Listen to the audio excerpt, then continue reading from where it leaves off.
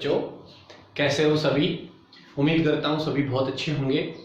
बेटा, हम लोग रियल नंबर पढ़ रहे हैं और आज हमारा लेक्चर नंबर 6 है और आज मैं आपको पढ़ाऊंगा कुछ इंपॉर्टेंट फंक्शन और उनके ग्राफ। देखिए, पिछला जो लेक्चर था लेक्चर नंबर 5, उसमें मैंने आपको 5 टाइप के फंक्शन बताए थे, लेकिन वो कैसे फंक्शन थे जिनका कोई ग्राफ फिक्स नहीं था।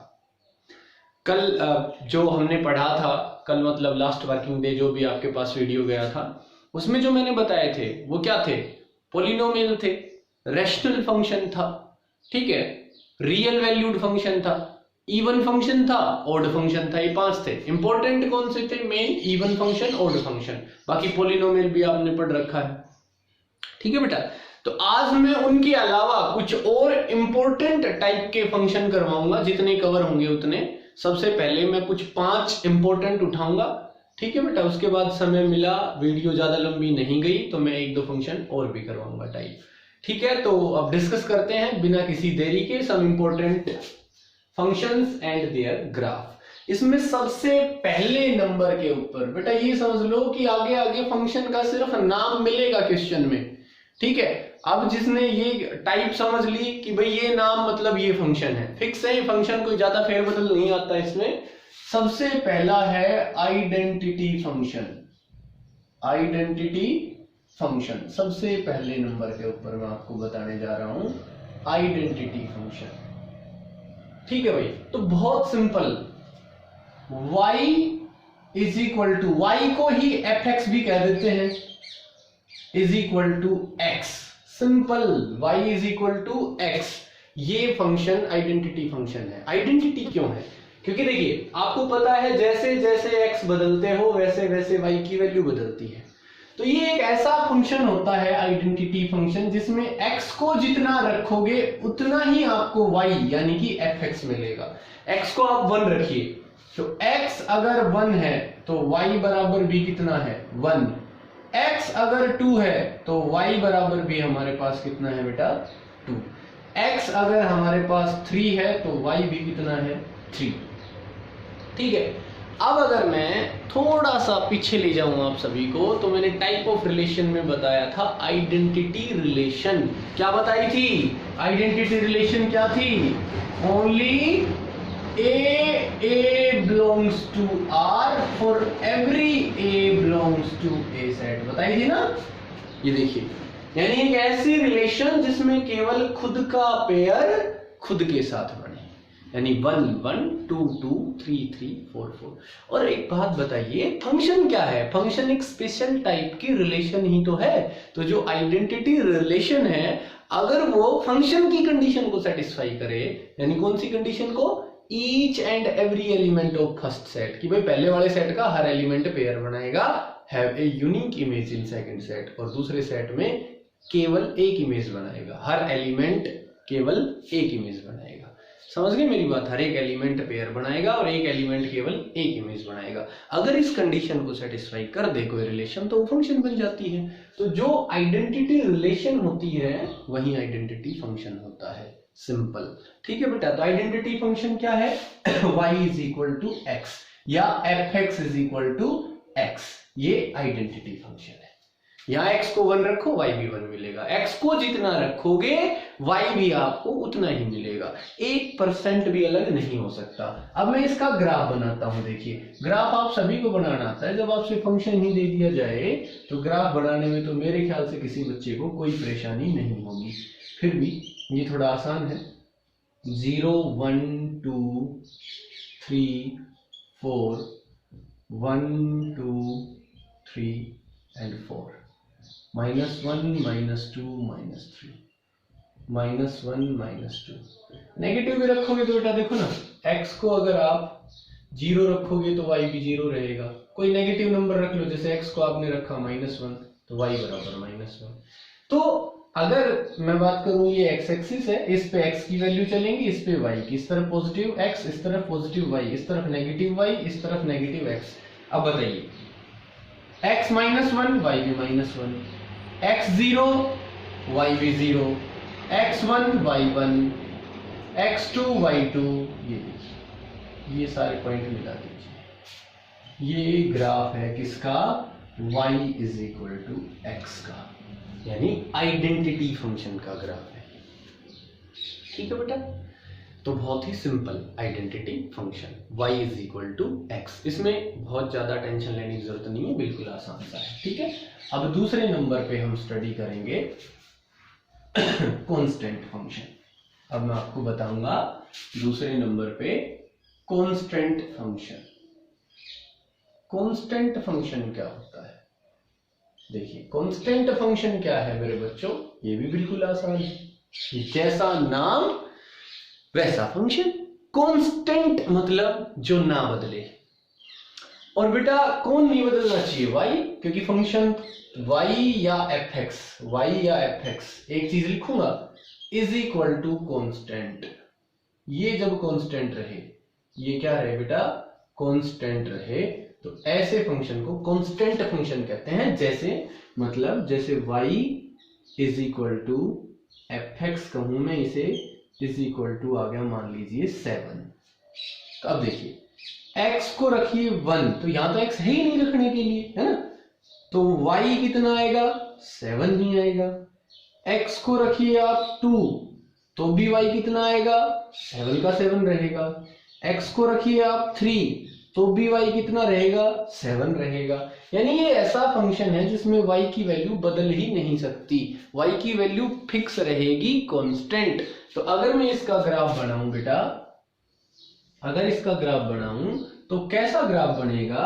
देखिए एक बार, जैसे x1 2 3 4 5 6, ऐसे ये 0 हो गया, ये -1, ये -2, ये -3, यहाँ y -1 -2 -3, ऊपर y देखिए 1 2 3 4 5 6 7 8।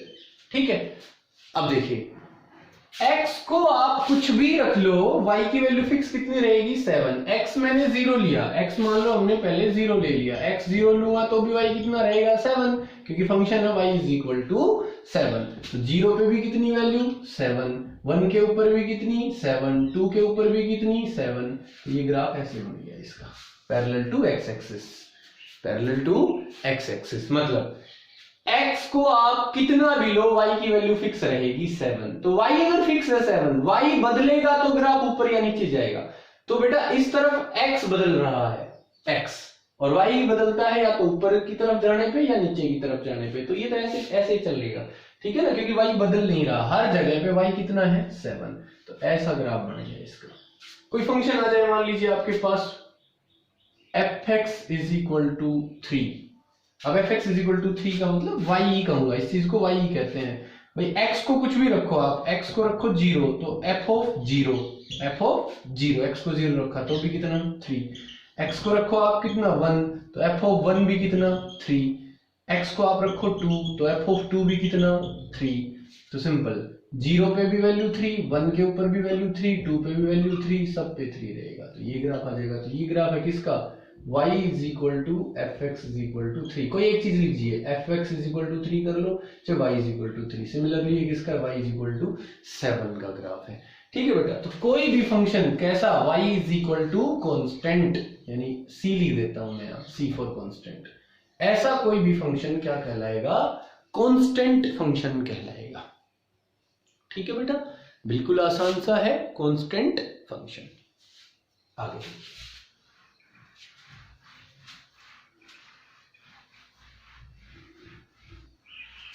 देखिए बेटा, तीसरे नंबर पे हम डिस्कस करने जा रहे हैं। हम कांस्टेंट फंक्शन के बाद डिस्कस करेंगे the linear function. The linear function, ये देखिए लीनियर फंक्शन क्या होता है? कुछ नहीं, ये आपने पढ़ा हुआ है, बस मैंने लीनियर फंक्शन कह दिया और तुम लोगों ने पढ़ा हुआ है लीनियर पोलिनोमियल, है ना। तुमने पोलिनोमियल पढ़ा है, 1 डिग्री का polynomial px is equal to ax plus b, इस टाइप का कोई भी पोलिनोमियल 1 डिग्री का है। यहाँ हाईएस्ट पावर x की कितनी है? 1। 1 डिग्री के पोलिनोमियल को लीनियर पोलिनोमियल कहा जाता है। बस यहाँ ये जो px है इसे आप फंक्शन की तरह ट्रीट कर लीजिए, px कह लीजिए, इसे आप px ना कह के क्या कह दो, fx कह दो, और fx को ही हम y कहते हैं। यानी ऐसा कोई भी function f of x is equal to ax plus b, इस टाइप का कोई भी फंक्शन बेटा लीनियर फंक्शन कहलाता है। एक डिग्री का फंक्शन जहां x एक डिग्री का पोलिनोमियल होगा, ठीक है ना। y जो है, सॉरी x नहीं, y एक डिग्री का पोलिनोमियल हो, है ना। और एक डिग्री का पोलिनोमियल कौन सा होता है, जहां x की हाईएस्ट पावर 1 होती है। तो प्यारे बच्चों सभी को पता है, जैसे 3x प्लस 1 ये एक डिग्री का पोलिनोमियल है, इसे लीनियर फंक्शन कहूंगा। y is equal to 71x minus 11, ये एक डिग्री का पोलिनोमियल है, ठीक है बेटा। अब देखिए इसका ग्राफ बनाते हैं, कैसा बनेगा। तो जैसा पोलिनोमियल रहेगा वैसा ही ग्राफ बन जाएगा। मान लीजिए मैंने ले लिया y is equal to 3x minus 1 या प्लस 1 ले लिया। तो अब यहां देखिए जैसे जैसे x बदलेगा y की वैल्यू बदलेगी। x को लिया हमने 0, x को जब 0 रखूंगा तो बेटा y की वैल्यू कितनी है ये बताइए। x 0 तो y कितना आ गया 1, और x को मैं 1 लूंगा तो y बराबर आएगा कितना, x को 1 लीजिए, 3 1 जा 3, है ना। 3 इंटू 1 रख दिया x को, प्लस 1, तो 3 1 जा 3 प्लस 1 कितना हो गया 4, और x को मैंने ले लिया 2, तो y कितना रहेगा 3 इंटू 2, 3 इंटू एक्स को हमने 2 रखा है, प्लस 1, 3 2 जा 6 प्लस 1 कितना आ गया 7। तो अगर आपको किसी का ग्राफ बनाने में कोई प्रॉब्लम होती है तो आप एक बहुत अच्छे से टेबल बना लीजिए, ठीक है। उसमें 3 पॉइंट 4 पॉइंट जो आपने लिए हो ले लीजिए x, यहाँ y लिख दीजिए, चाहे fx हो तो भी y लिख सकते हैं, कोई दिक्कत नहीं है। अब x को लिया हमने 0, x को जब 0 लिया तो y कितना आया 1, ठीक है, y कितना आया 1। x को हमने लिया 1 तो y कितना आया 4, x को लिया हमने 2 तो y कितना आया 7। अब आप आराम से इसका ग्राफ बना सकते हैं बच्चों। ये देखिए, ये मैं इसका ग्राफ बना रहा हूं, 0 1 2 3 4, -1 -2 -3, -1 -2 -3 -4, 1 2 3 एंड 4। अब देखिए पॉइंट देखिए, x जब 0 है तो y 1 है, तो x 0 कहां होता है, यहां। इस तरफ x बढ़ेगा, इस तरफ घटेगा, पूरी y एक्सिस पे x 0 होगा। x जब 0 है तो y 1 है, तो 0 1, एक पॉइंट तो ये आ गया। x जब 1 है तो y 4 है, 1 4, एक पॉइंट ये आ गया। सिमिलरली x जब 2 है तो y कितना है 7, 7 कहीं आगे होगा, तो मैं आगे वो रिप्रेजेंट नहीं कर रहा हूं, सिंपल इन दोनों को मिला देते हैं, है ना। और ये ऐसे ग्राफ आ जाएगा, ये ग्राफ आ गया इसका, ठीक है प्यारे बच्चों। तो ग्राफ आप सभी को आते हैं, ऐसी कोई बात नहीं है। तो ये तीसरा फंक्शन था हमारे पास, लीनियर फंक्शन। तो बेटा लीनियर फंक्शन कोई एक फिक्स फंक्शन नहीं है, तो सिंपल एक डिग्री का पोलिनोमियल लिखना है तो x की तो एक पावर होनी चाहिए, उसके प्लस में कोई कांस्टेंट होना चाहिए, तो उस कांस्टेंट को तो b कह दिया। x के साथ यहाँ के मल्टीप्लाई में कुछ भी हो सकता है, 1 2 3 4, इसलिए इसको a कह दिया। So y is equal to ax plus b, हमने इसको लीनियर पोलिनोमियल कह दिया। तो लीनियर पोलिनोमियल का जनरल बना दिया ax प्लस b। अब जैसे a को मैंने ले लिया 5, तो 5x, और b को ले लिया मैंने 8, 8, ये फंक्शन तैयार हो गया, y is equal to 5x plus 8। तो ये जर्नल है, हमने एक जर्नल फंक्शन लिया है, ये है लीनियर फंक्शन। आगे देखिए बेटा, लीनियर फंक्शन के बाद हम बात करेंगे चौथे नंबर पे, जो सबसे इंपॉर्टेंट है, वो आता है हमारे पास द एब्सोल्यूट वैल्यू फंक्शन।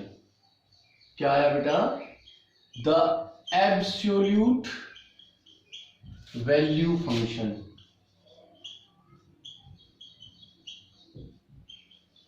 और इसी को कहते हैं modulus function. Modulus function modulus के नाम से ज्यादा मशहूर है, ठीक है बच्चों, एब्सोल्यूट वैल्यू फंक्शन। एक्चुअल में एब्सोल्यूट वैल्यू क्या होती है वो मैं आपको एक बार नंबर लाइन पे समझाता हूं।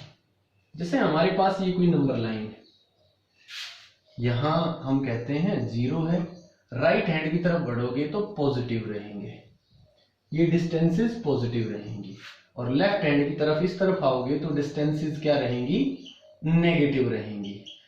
ठीक है, लेकिन मेरे बच्चों क्या डिस्टेंसेस कभी नेगेटिव है? नहीं, ये साइन कन्वेंशन है। ये -3, जैसे मैंने एक पॉइंट लिया -3, वो ये बताता है कि इस पॉइंट से 3 यूनिट चलना है, किस तरफ, लेफ्ट हैंड साइड की तरफ। अगर मैं कहूं +3 तो मेरे को इस पॉइंट से 3 यूनिट चलना है राइट हैंड साइड की तरफ, लेकिन चलना तो 3 यूनिट ही है, चलना तो 3 यूनिट ही है। तो किसकी चाहे वो नेगेटिव नंबर हो चाहे पॉजिटिव, जैसे -3 हुआ, ये -4 हुआ, यहां पे 3 हो गया या 4 हो गया, इन सब की एब्सोल्यूट वैल्यू कभी नेगेटिव नहीं होती। साइन सिर्फ ये बताता है डायरेक्शन क्या है ना, और वो वैल्यू यानी कि वो डिस्टेंस मान सकते हैं हम, फॉर एग्जांपल कि इतना डिस्टेंस में ट्रेवल कर रहा हूं। तो प्यारे बच्चों, -3 की मैं बात करूं तो इसका मतलब है 3 यूनिट डिस्टेंस, लेकिन कौन सी साइड में, लेफ्ट हैंड साइड में। तो इसकी एब्सोल्यूट वैल्यू तो 3 ही है, प्लस की 3 ही, चलना तो 3 यूनिट ही है। और -4 की भी एब्सोल्यूट वैल्यू तो कितनी है, 4। +3 और +4 है तो कोई दिक्कत ही नहीं है, एज इट इज आ गई एब्सोल्यूट वैल्यू। तो किसी की एब्सोल्यूट वैल्यू क्या होती है, उसकी साइन कन्वेंशंस खत्म कर दीजिए, यानी उसकी जो पॉजिटिव वैल्यू है वो उसकी एब्सोल्यूट वैल्यू कहलाती है। ठीक है बच्चों, चलिए अब मैं इसको थोड़ा सा डिफाइन करता हूं, ये लिखा कैसे जाता है, कैसे हम समझें कि हमें एब्सोल्यूट वैल्यू फाइंड आउट करनी है। तो कोई भी फंक्शन किस टाइप का, y = mod x, ये कहलाता है मॉडुलस फंक्शन। मोड मतलब, मोड वर्ड आया है मैग्नीट्यूड, और मैग्नीट्यूड इज ऑलवेज पॉजिटिव, है ना। डायरेक्शन की वजह से हम साइन कन्वेंशंस ले सकते हैं, लेकिन किसी चीज का मैग्नीट्यूड नेगेटिव नहीं होता। -3 में मैग्नीट्यूड तो +3 है और डायरेक्शन की वजह से वो नेगेटिव आ रहा है, तो मैग्नीट्यूड इज ऑलवेज पॉजिटिव। ठीक है ना, तो ये मोड है। सो मोड इज ऑलवेज पॉजिटिव। मतलब अगर मैं कहूं कि x = -5 पे y की वैल्यू निकालिए, y फंक्शन है मोड का, y जो है वो मोड ऑफ x के बराबर है, तो मोड ऑफ -5 अगर मैं करता हूं तो -5 का मोड क्या रहेगा, +5, कि भाई जो -5 है, y क्या है, x का मॉडुलस है, x का मैग्नीट्यूड है, तो -5 का मैग्नीट्यूड कितना होता है, +5 होता है। अगर मैं कहूं x +5, इसका मैग्नीट्यूड बताइए, तो आप कहोगे y = -5, तो +5 का तो मैग्नीट्यूड भी कितना है, +5 ही है, तो ये एज इट इज प्लस का रह जाएगा। तो भाई सिंपल, मोड या मैग्नीट्यूड क्या होता है, अगर कोई नंबर प्लस का है तो उसकी एज इट इज वैल्यू ही उसका मैग्नीट्यूड होती है, मोड होती है। अगर कोई नंबर माइनस का है तो उसका माइनस हटाओ, तब जो वैल्यू बची यानी उसको प्लस का बना दो, वो उसका मैग्नीट्यूड हो गया। तो माइनस हटाया नहीं जाता, एक माइनस और लगा दो तो माइनस माइनस क्या हो गए, प्लस हो गए। जैसे अब इसको इवेल्युएट करना सिखा रहा हूं आपको। जैसे मोड ऑफ x है हमारे पास, ये क्वांटिटी है, इसकी वैल्यू फाइंड आउट करनी है। मैं आपसे कहूं मोड ऑफ 5 निकालिए, तो आप कहोगे 5 का मोड 5 ही होता है, एज इट इज। मैं कहूं मोड ऑफ -5 निकालिए, तो आप क्या करोगे, -5 बाहर निकालो, इसके आगे एक माइनस और लगा दो, तो माइनस माइनस क्या हो गया, प्लस। तो अगर कोई क्वांटिटी नेगेटिव है तो उसके साथ एक माइनस और लगाओ, बढ़ गई प्लस की। क्यों भाई, क्योंकि मेरे को उस क्वांटिटी का सिर्फ मोड बाहर निकालना है, मैग्नीट्यूड बाहर निकालना है, प्लस का करके बाहर निकालना है उसको, और जो है ही प्लस की तो एज इट इज आएगी। मतलब ये मत सोचना कि उसका साइन चेंज करना है, निशान बदलना है, नहीं, निशान नहीं बदलना। अगर प्लस का है तो एज इट इज आएगा, निशान नहीं बदलना। माइनस का है तो प्लस का करना है, क्योंकि प्लस की अगर कोई क्वांटिटी है जैसे 5, 6, 7, 8, वो तो मैग्नीट्यूड भी उतना का उतना ही है, यानी उनकी एब्सोल्यूट वैल्यू वही है जो लिख रखी, लेकिन माइनस की कोई क्वांटिटी है, -1, -2, -3, -4, उनकी एब्सोल्यूट वैल्यू क्या है, +1, +2, +3, +4। साइन किस लिए है, डायरेक्शन की वजह से, कि ये इस तरफ वाले हैं नंबर लाइन पे और ये इस तरफ वाले हैं नंबर लाइन पे। समझ गए बेटा? तो एब्सोल्यूट वैल्यू क्या हुई, इसकी जर्नल रिप्रेजेंटेशन लिख रहा हूं, ध्यान से देखना एक बार, यहां लिख देता हूं बोर्ड के ऊपर। मोड x जो है ये किसके बराबर होगा, ध्यान से देखिए, बहुत ही इंपॉर्टेंट पॉइंट है, बहुत ज्यादा समझने का पॉइंट है। अगर ये x प्लस का है, अगर ये x है ग्रेटर देन इक्वल टू 0, 0 से बड़ा मतलब पॉजिटिव नंबर भाई, अगर ये x पॉजिटिव है, जैसे मैंने लिखा प्लस का 7 है ना, पॉजिटिव क्वांटिटी है, +7 है तो उसका मैग्नीट्यूड वो खुद ही होता है, उसका मोड वो खुद होता है, तो x एज इट इज बाहर आ जाएगा, आंसर मेरा x ही रहेगा। यानी अगर ये किसी का मोड निकालना है, मेरे से किसी ने कहा कि फाइंड मोड ऑफ 120, तो मैं देखूंगा अगर ये प्लस की क्वांटिटी है तो ये खुद अपना मोड है, एज इट इज बाहर आ जाएगा। तो x का मोड बराबर होगा x के, अगर x पॉजिटिव है तो। लेकिन अगर x नेगेटिव है, x क्या है, लेस देन 0, नेगेटिव है, तो -8 की बात करता हूं, तो x बराबर कितना हो गया, -8, तो -8 को x कह रहा हूं मैं, तो एज इट इज माइनस तो बाहर आएगा नहीं, प्लस का करना है तो एक माइनस और लगा देता हूं, है ना। तो अगर ये x नेगेटिव है, लेस देन 0 है ये, तो x क्या है, नेगेटिव, लेस देन 0, ये एक नेगेटिव क्वांटिटी है, लेकिन बाहर क्या आनी चाहिए, सिर्फ इसका मैग्नीट्यूड, यानी प्लस का करो इसको, तो इसके आगे क्या लगा दो, एक माइनस और लगा दो, बन गया प्लस का। ध्यान से सुनना, ये मत सोचना ये माइनस का, नहीं, मैंने क्या कहा, अगर x 0 से छोटा है, मतलब x अपने आप में नेगेटिव है, जैसे ये चीज x है, जैसे x की जगह इसको सपोज करो एक बार, ये x है, अब इसके बाहर लग गया माइनस, बन गया माइनस माइनस प्लस का 8, तो अब ये x माइनस का था, एक माइनस और लग गया, बन गया ना प्लस का, बाहर आएगा प्लस का ही, ठीक है। तो सिंपल, अगर मोड के अंदर कोई पॉजिटिव क्वांटिटी है तो वो सीधी बाहर आएगी, अगर मोड के अंदर लेस देन 0, x अगर लेस देन 0 मतलब मोड के अंदर एक नेगेटिव क्वांटिटी है, तो उसके बाहर, ये नेगेटिव क्वांटिटी है अगर x, तो इसके बाहर एक माइनस और लगाओ, बढ़ गई प्लस की क्वांटिटी, बाहर पॉजिटिव ही आएगी, है ना। तो इसको नेगेटिव मत समझना, ये पॉजिटिव बना दी मैंने, अगर x नेगेटिव था तो एक माइनस और लगा दिया, पॉजिटिव बन गई, ठीक है बच्चों। तो बहुत अच्छे से समझ में आ गया होगा आप सभी को। अब मैं इसका ग्राफ बनाता हूं, ठीक है। जैसे मेरे पास कोई फंक्शन है y = mod x, अब देखिए इसका ग्राफ क्या बनेगा, बहुत बढ़िया ग्राफ बनेगा इसका, ये बहुत ही समझने वाला ग्राफ है। ऐसा ग्राफ अब आप पहली बार बना रहे हो +1 क्लास में। ये पॉइंट ले लिए मैंने, 0 1 2 3 4 5 6। इस ग्राफ की खासियत है जितने प्लस के पॉइंट लोगे उतने माइनस के भी लेना। -1, मैं उनकी बात नहीं कर रहा हूं, जैसे आपने 3 कोई प्लस के लिए 3 माइनस के पैरेलल चलेंगे, -3 -4 -5, y की वैल्यू 1 2 3 4 5 6, -1 -2 -3 देखिएगा y है mod x के, तो y तो नेगेटिव वैल्यू कभी दे ही नहीं सकता, y की वैल्यू तो हमेशा पॉजिटिव रहेगी। तो सबसे पहले ये देखो 0 कब है y, बस उसके बाद तो 0 से बड़ी बड़ी वैल्यू आएंगी y की। तो देखिए मैं सीधी टेबल बना रहा हूं, आप सभी को समझ में भी आ जाएगी, मैं इसकी सीधी की सीधी एक टेबल बना देता हूं। ये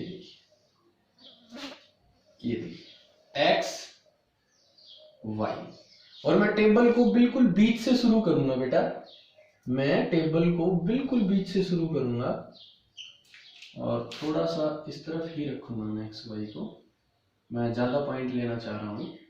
तो ये देखिए इसी तरफ रख लेते हैं, एक्स वाई बिल्कुल बीच में आ जाइए,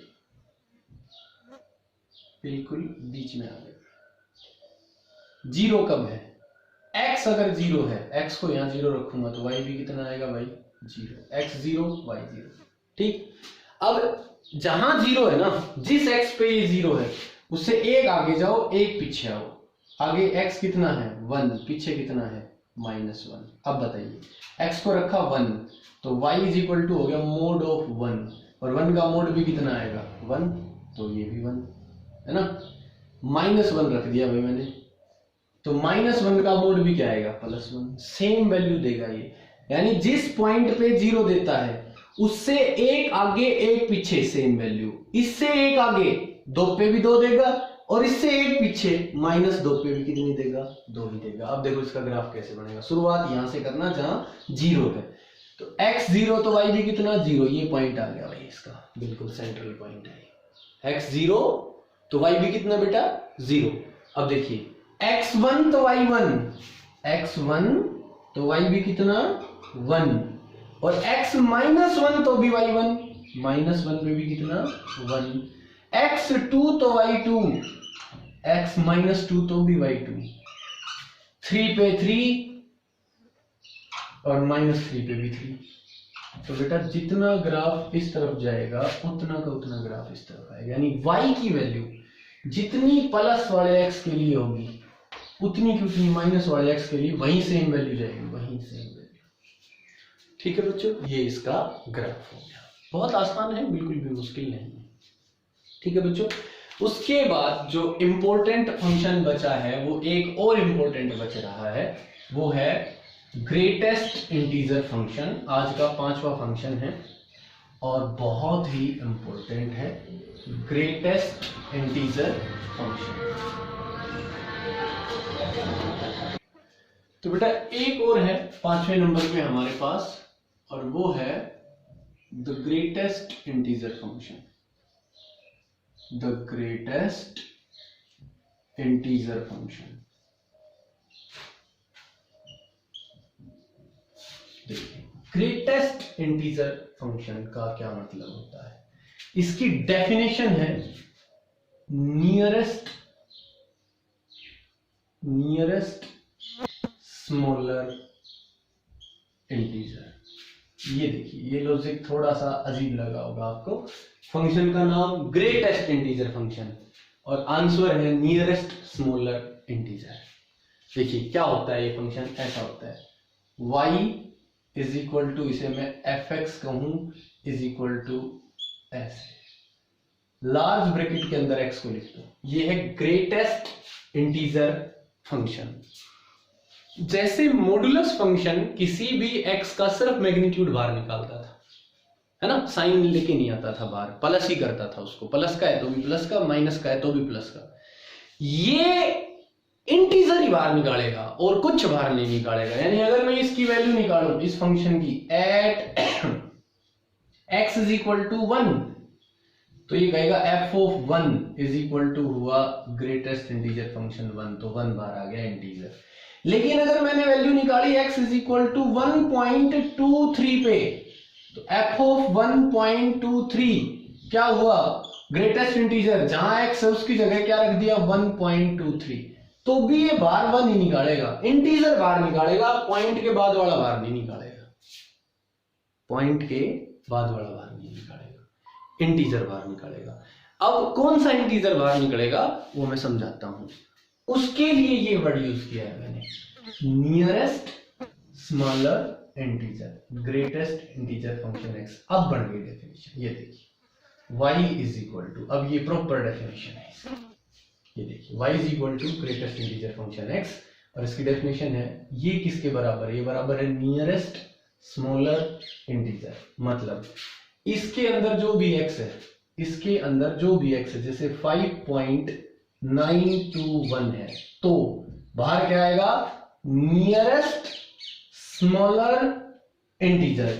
मतलब इसके नियरेस्ट, तो भाई 5.921 के नियरेस्ट कौन है, इससे जस्ट आगे है 6, बहुत ज्यादा नजदीक, और जस्ट पीछे क्या है 5, लेकिन नियरेस्ट के बाद वर्ड क्या यूज किया इसने, स्मॉलर इंटीजर।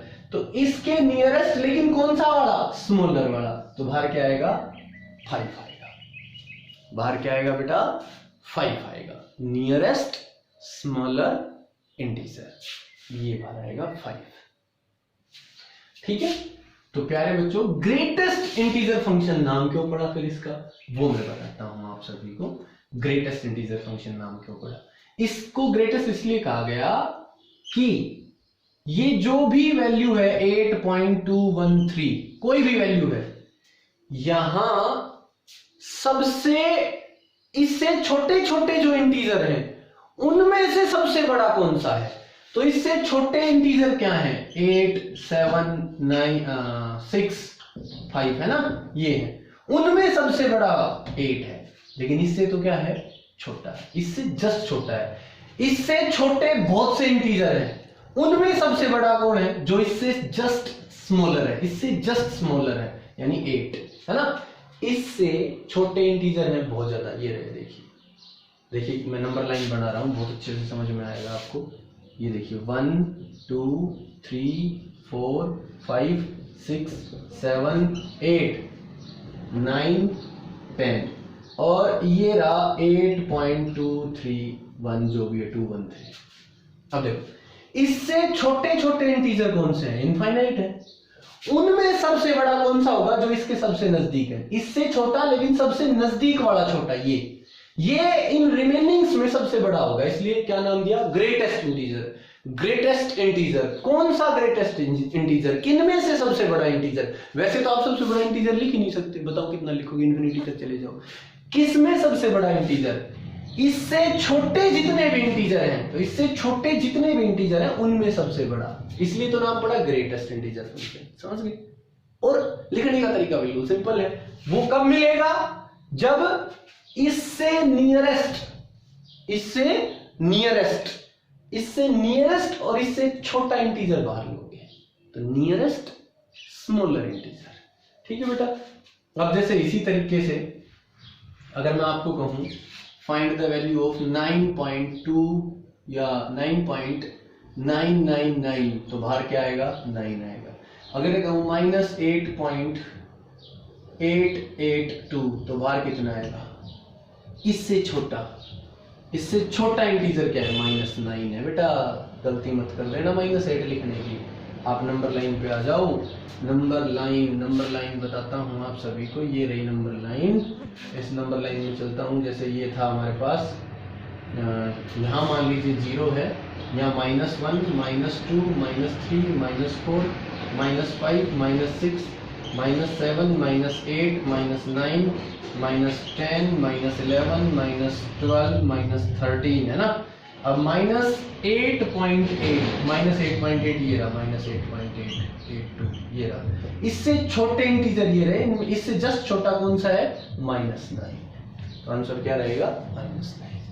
ठीक है, तो ये है ग्रेटेस्ट इंटीजर फंक्शन। अब इसका ग्राफ बनाते हैं। देखिए ग्राफ कैसा रहेगा इसका, तो देखिए ये कांस्टेंट की तरह चलता है इसका ग्राफ। थोड़ा आप लोग समझना, बहुत आसानी से समझ में भी आ जाएगा। फंक्शन है y = greatest integer function x। मैं सीधा ग्राफ बनाऊंगा इसका, टेबल भी बनाने की जरूरत नहीं है आप सभी को।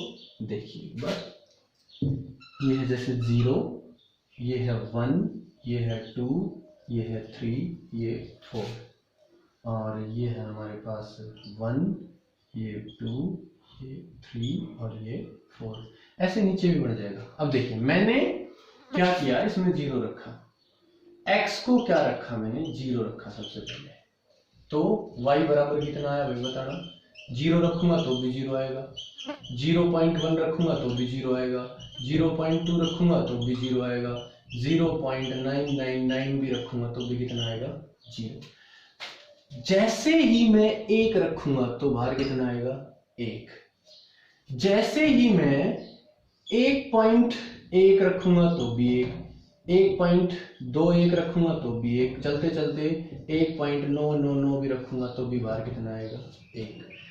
तो सिंपल 0 से लेके 0.999 तक, यानी 0 से बड़ा लेकिन छोटा किससे?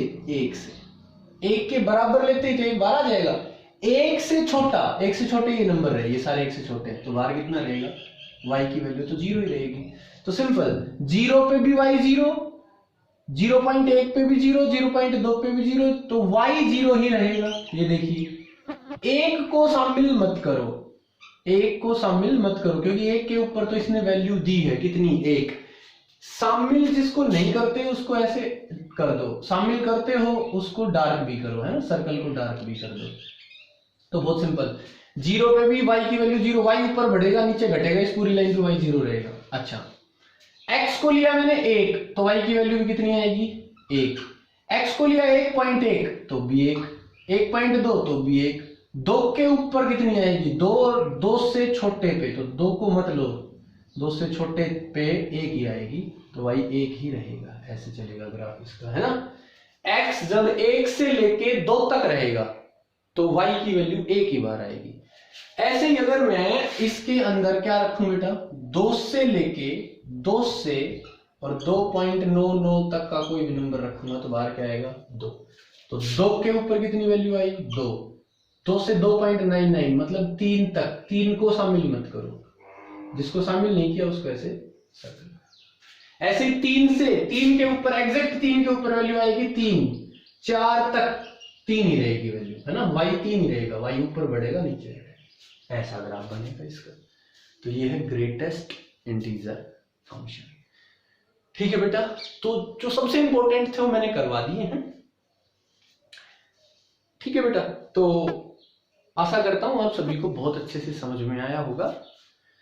अगर कोई बात समझ में ना आई हो तो लेक्चर रिपीट कर लें, मैंने कुछ भी मिस नहीं किया है, बहुत अच्छे से एक एक चीज बारीकी से आपको बता दी है, आप लेक्चर रिपीट करके हर एक चीज समझ सकते हैं। ठीक है बेटा, चैनल को सब्सक्राइब कर लें ताकि ऐसी ऐसी अच्छी अच्छी और भी वीडियो आती रहे। Thank you, have a nice day.